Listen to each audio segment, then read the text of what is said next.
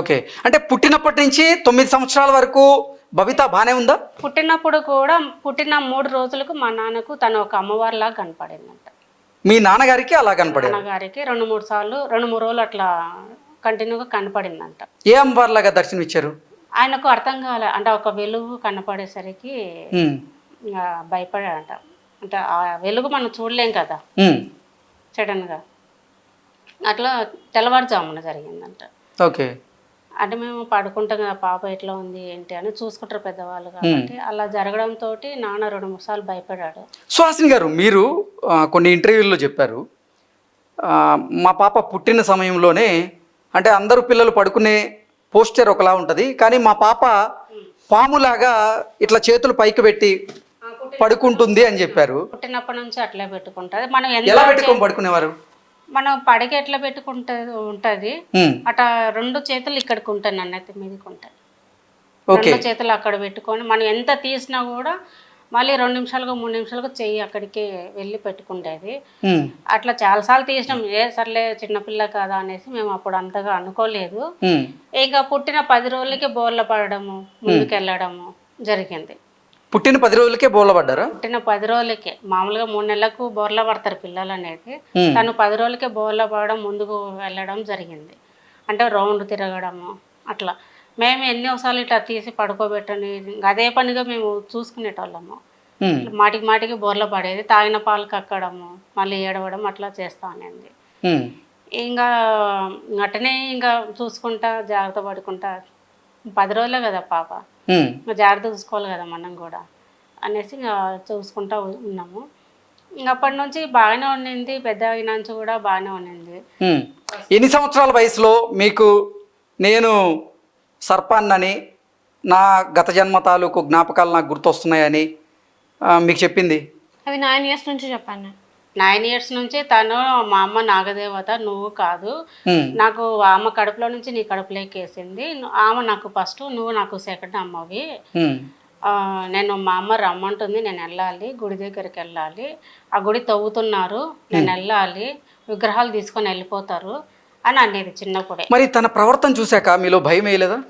ఉండింది. ఎందుకంటే అందరూ ఇట్లా మాట్లాడుతుంది ఎప్పుడు లేదు పిల్లలకి, ఇట్లా ఏమైనా జ్వరం ఎక్కువ అయ్యి ఇట్లా అయిందా అనేసి ఎంఆర్ఐ స్కానింగ్లు, బ్రెయిన్కు సిటీ స్కానింగ్, బ్రెయిన్ కూడా స్కానింగ్ చేశారు.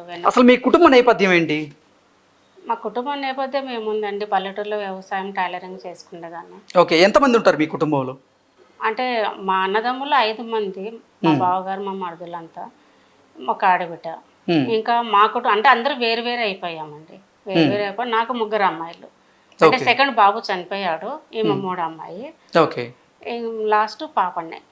ఫస్ట్ పాప, సెకండ్ బాబు చనిపోయినాడు, థర్డ్ ఈమె, ఫోర్త్ పాప. 3 ఆడపిల్లలు. ఓకే.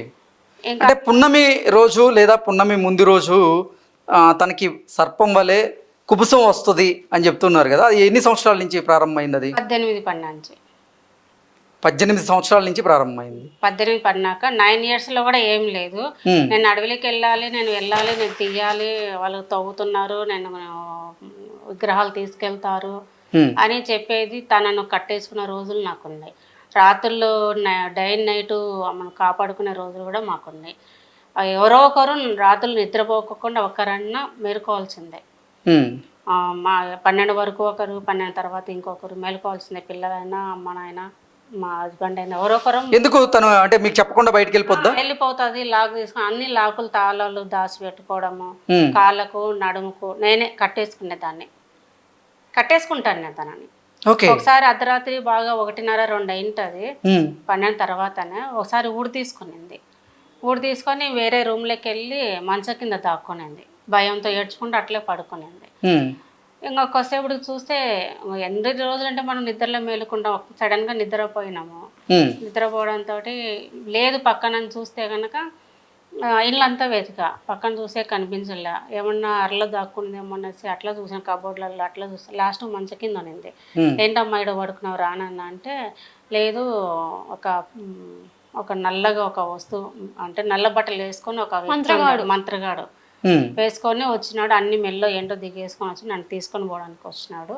నేను భయపడి నేను ఇక్కడ పడుకున్నా, మా అమ్మ ఉంది, నేను మా అమ్మ వల్ల పడుకున్నానండి. మీ అమ్మ ఆడిందమ్మా, నేను కదా మీ అమ్మని అన్న. అంటే మా అమ్మ నాగమ్మ వల్ల పడుకోండా నేను మంచం కింద. అలాగే మెల్లిగా పిలుచుకున్నా, ఎంతసేపటికి రాలే, 1 అవర్ టైం పట్టింది. అలా మెల్లిగా తన నిద్రలోకి జారుకున్నాక మెల్లిగా తీసుకొని పక్కన పడుకోవడం జరిగింది. అట్లా హాస్పిటల్ అన్నీ తిరిగాను. చీఫ్ డాక్టర్ కూడా, కర్నూలు చీఫ్ డాక్టర్ కూడా అమ్మాయికి ఏ ప్రాబ్లం లేదని డిసైడ్ చేసి పంపించేశాడు. ఎవరైనా సరే ఎంక్వైరీ చేసుకోవచ్చు. 2014లో ఆ హాస్పిటల్కి మా బావ కొడుకు కోడలు ఇద్దరు డాక్టర్లే. మాకు బావ కొడుకు ఏమనంటే, నా ఫ్రెండ్ ఉన్నాడు పిన్ని, నువ్వు వెళ్ళచ్చు, నెంబర్ ఇస్తాను ఆ అబ్బాయిది, తను డాక్టర్ హాస్పిటల్లో పనిచేస్తున్నాడు, కర్నూలు హాస్పిటల్లో, నీకు సపోర్ట్గా ఉంటాడు, వెళ్ళా అన్నాడు. ఇంకా నెంబర్ తీసుకుని ఆ అబ్బాయికి నా నెంబరు పంపించిండు. వెళ్ళినాక అబ్బాయి కూడా మంచిగా చూసుకోవడం కానీ, తను వేరే వార్డు, మేము ఉండే చిన్నపిల్లల వార్డు అనమాట. ఇంకా అంటే టైంలో ఏదో ఒక టైంలో రావడం, చూసుకోవడం, డాక్టర్లతో మాట్లాడడం, తను కండిషన్ ఏంటి చూసుకోవడం, వెళ్ళడము. తను ఖాళీగా ఉన్న టైంలో అన్నయ్య కూడా తను తిరిగేది. అబ్బాయి పేరు తిరుపతి డాక్టర్. ఓకే, మీరు పేరుతో సహా చెప్తాను, నేను కావాలంటే ఎంక్వైరీ చేసుకోవచ్చు. నేనేం మోసం చేయట్లేదు, నేను ఏదో డబ్బులు సంపాదించుకోవడానికి రావట్లేదు. చాలా మంది అంటున్నారు అమ్మాయిని తీసుకొని వ్యాపారం చేస్తుంది, బిజినెస్ చేస్తుంది డబ్బుల కోసం అనేసి. ఎనీ టైం ఎవరికైనా నేను ఛాలెంజ్ చేస్తున్నా, వచ్చి ఎంక్వైరీ చేసుకోండి. నా దగ్గర ప్రతి ఒక్క హాస్పిటల్ది నాకు రిపోర్ట్ ఉంది, రిపోర్ట్లు చెక్ చేసుకోండి, పలానా జబ్బు ఉంది. కొంతమంది కామెంట్లు కూడా పెట్టారు, హాస్పిటల్ డాక్టర్లు కూడా పెట్టారు కామెంట్. అసలు బబిత మానసిక పరిస్థితి బాగుందా?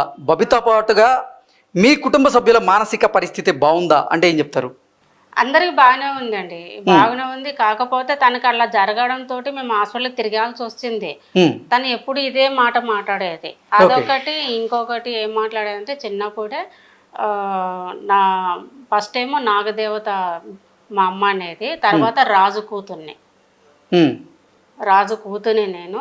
అప్పుడు కూడా మరణించినప్పుడు నా బట్టలు అనేవి ఉంటాయి కదా, నా జ్యువెలరీ మొత్తం ఒక బాక్స్ లో పెట్టేసి అక్కడ పెట్టేశారు. అక్కడే ఉండాయని చిన్నప్పటి నుంచే చెప్పేది.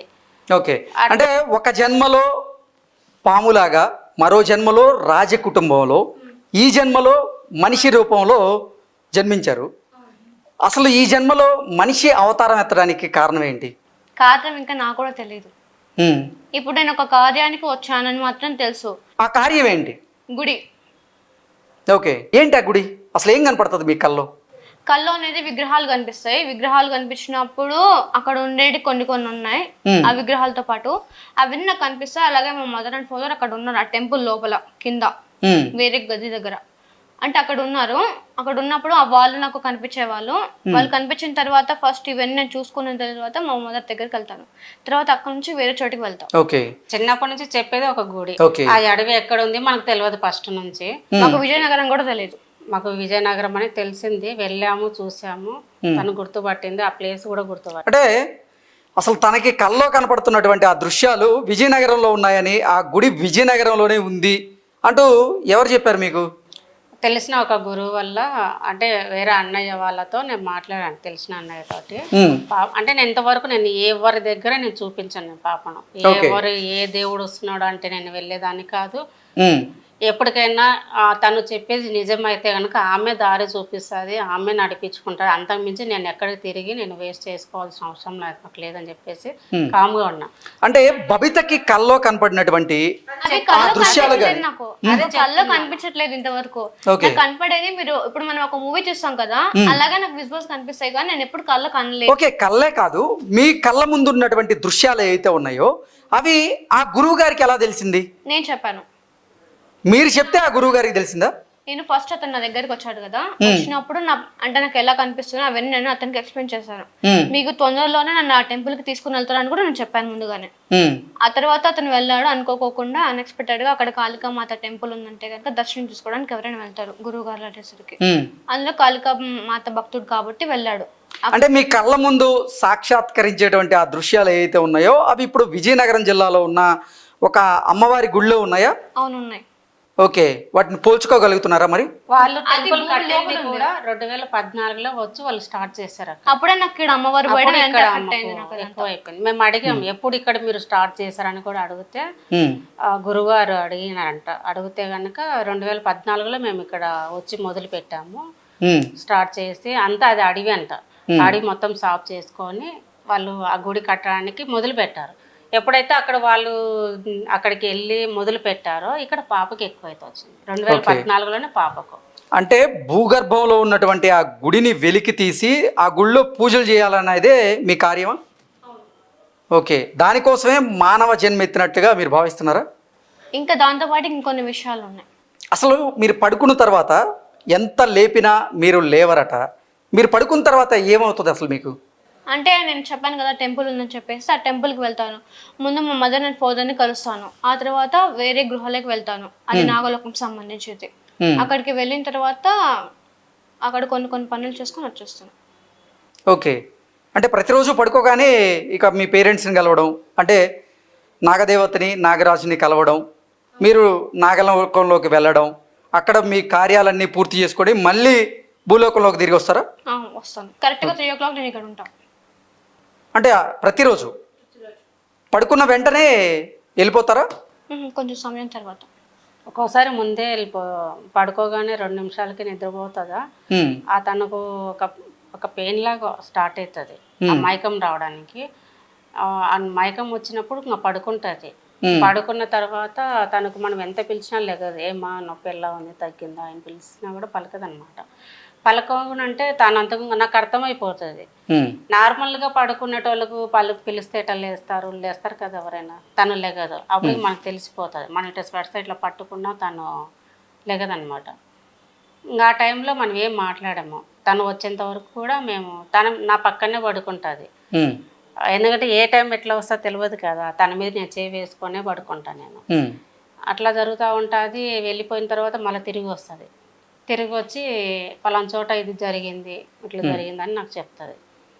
కొన్ని తను విజువల్స్ అనేది కనిపిస్తాయి కాబట్టి తను వెళ్ళిన దారిలో అవి నాకు చెప్తుంది ఏదైనా కూడా.